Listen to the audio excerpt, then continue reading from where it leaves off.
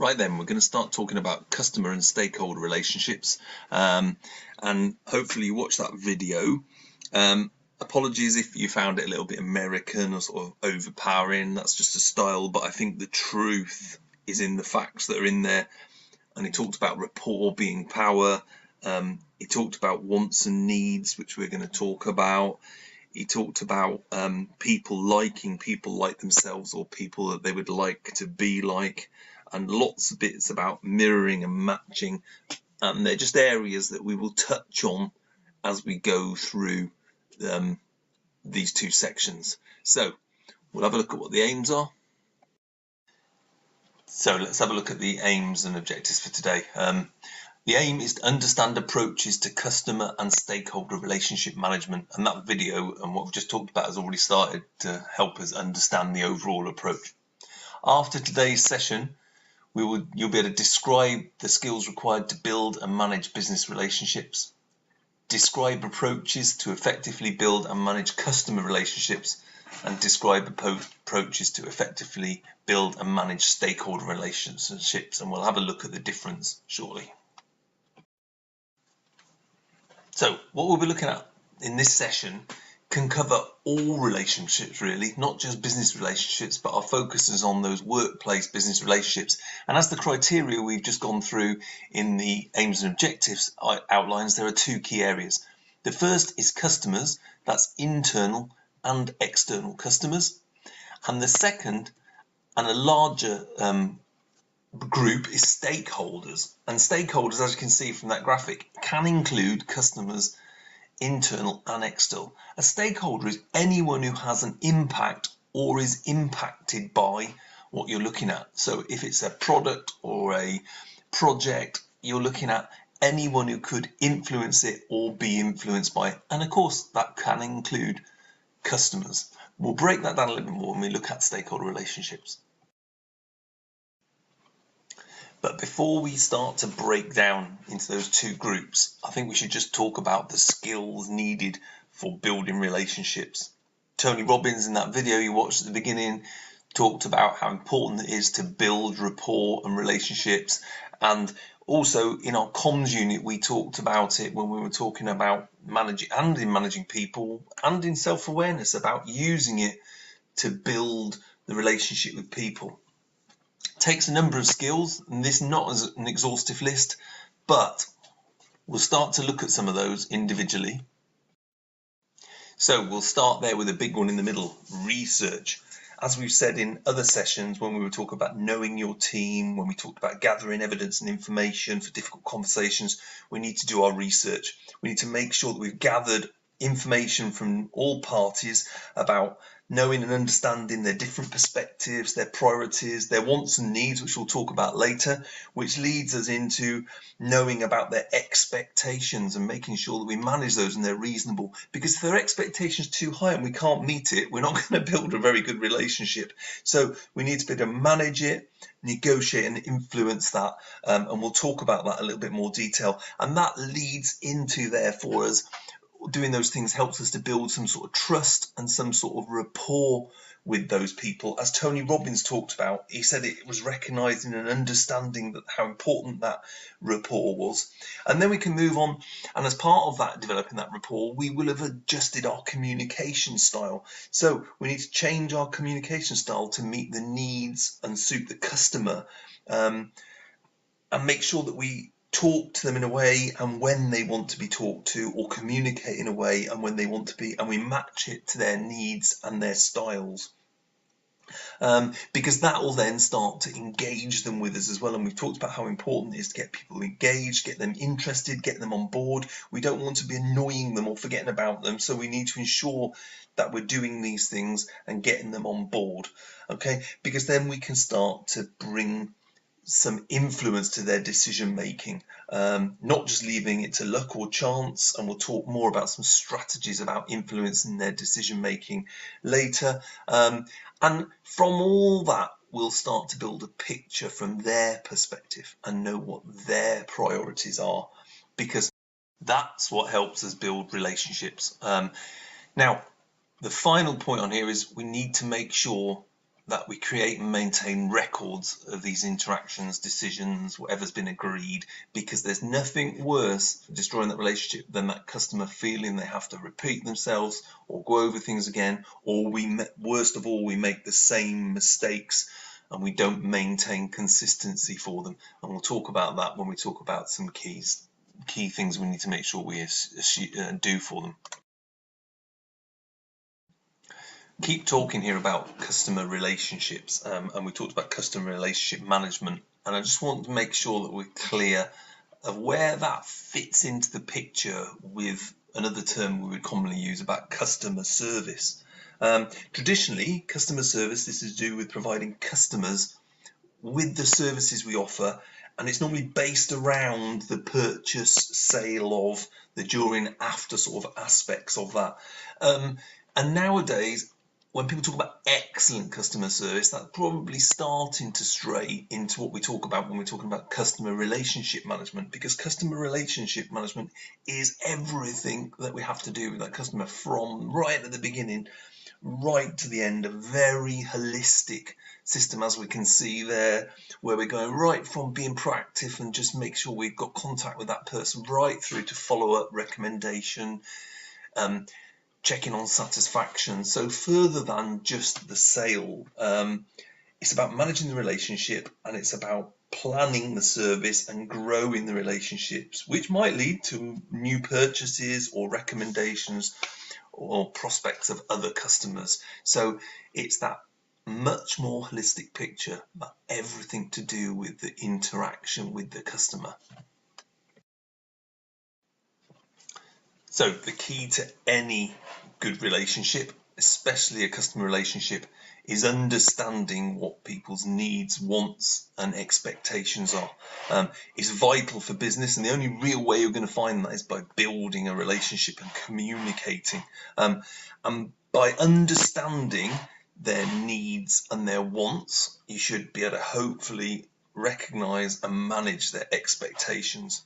Because no matter how good your product or service is, if the customer doesn't need it, or want it, or believes they don't need it, you won't persuade them to buy it, or you won't persuade them to interact with you, whatever it is you need from them out of that relationship.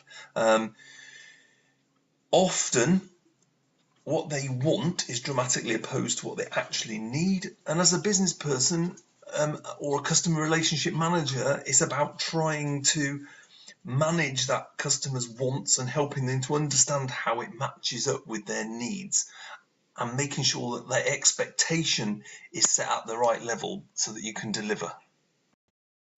So a need is something that solves an actual or imaginary problem. And a want is simply something that we'd like to have, and it could be for a rational or an irrational reason. I don't know, we feel hungry, our stomach's rumbling, and some of us will go for a chocolate bar because we fancy it. It's not probably the best thing for the hunger need. It's certainly not a need to fill that hunger. It's a want, a crave, or a fancy, when perhaps really we might be better off having a wholemeal sandwich or something. But there you go. But we need to try and match the need and the want so that the expectation, I don't know, someone might be looking for a new job, they want higher pay, they want engagement, they want to be really involved, they would like a good lifestyle, but in reality the need might be they need a minimum level of pay, but perhaps they need hours near home and home life, they need to be local, and those two don't match in the expectations. So this can be true when we're working with customers. It can also be true when working with team members who are a customer of us as a manager,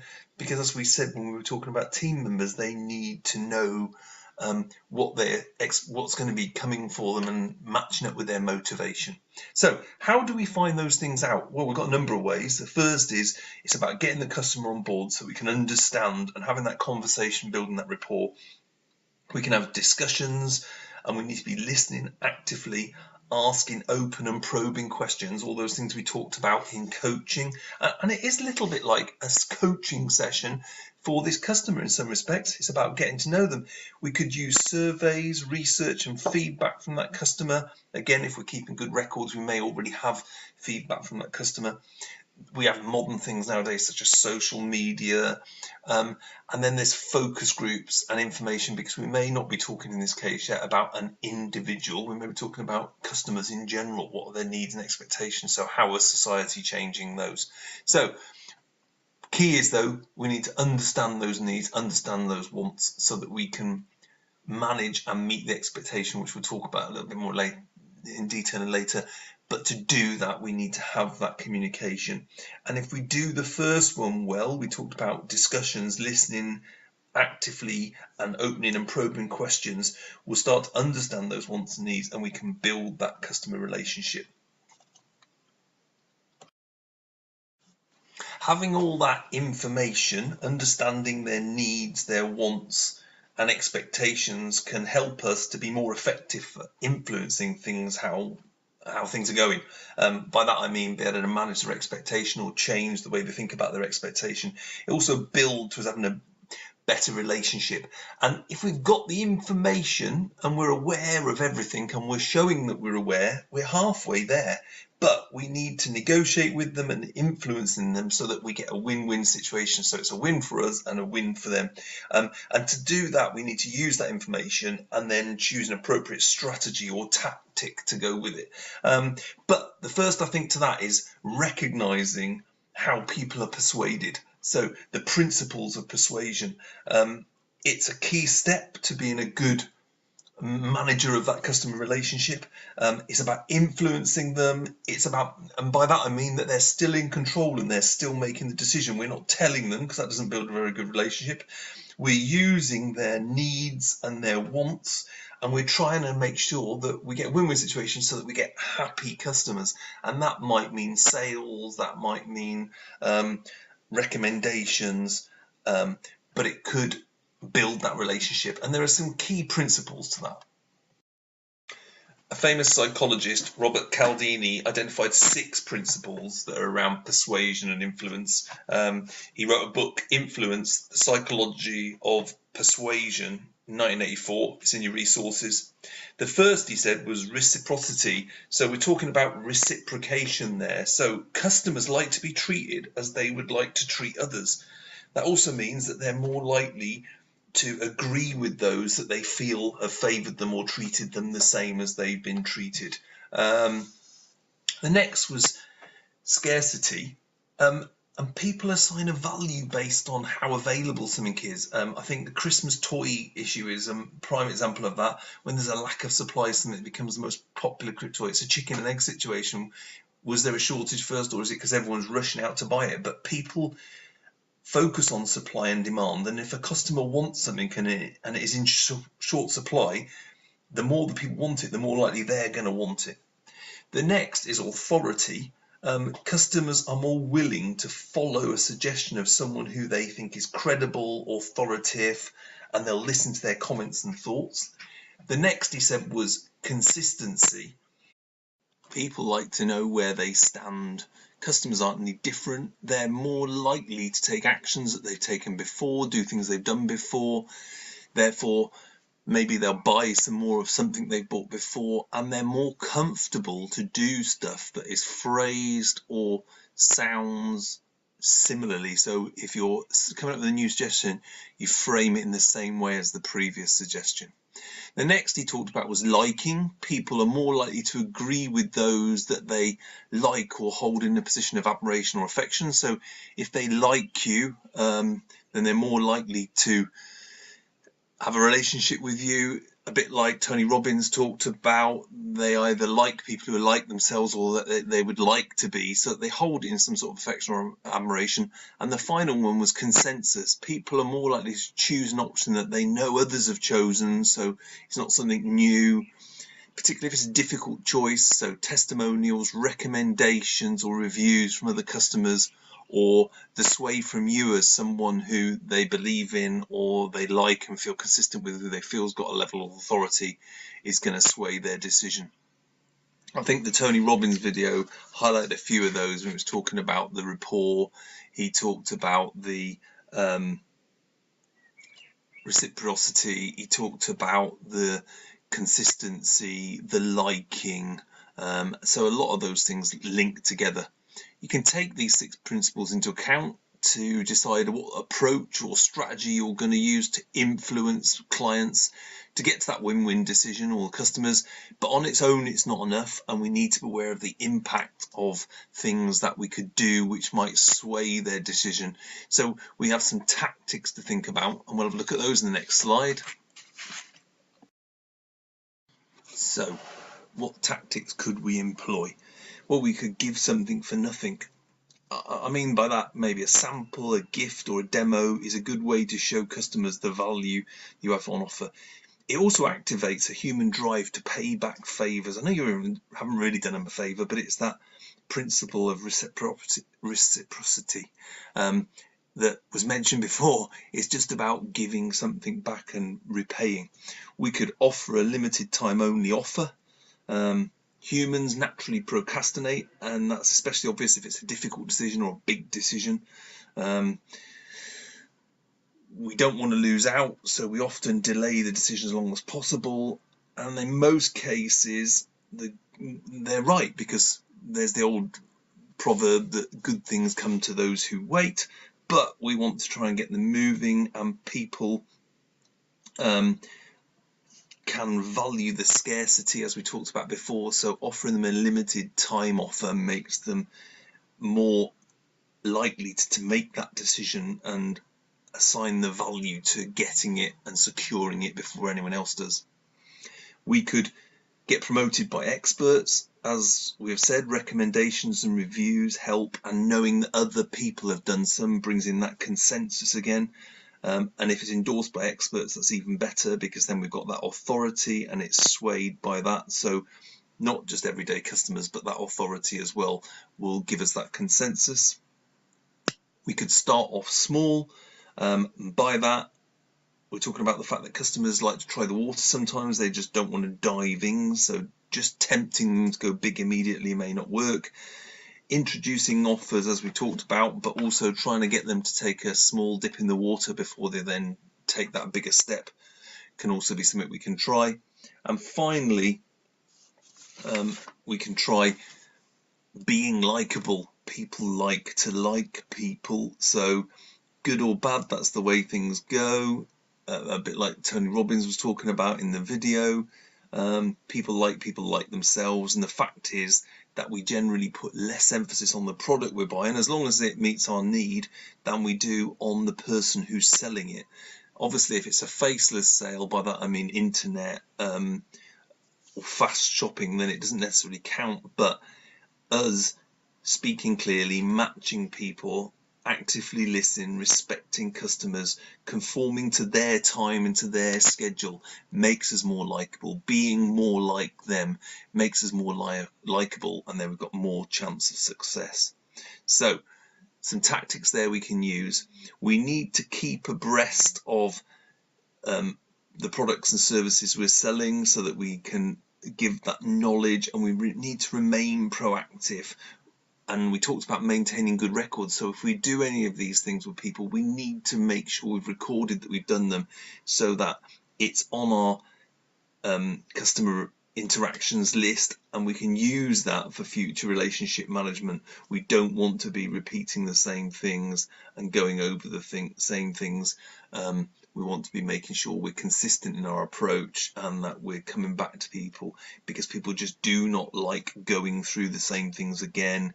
We don't have to ask them the same questions, because they're going to start to feel that they're not being treated individually, that you're not listening to them, and that's going to break that relationship.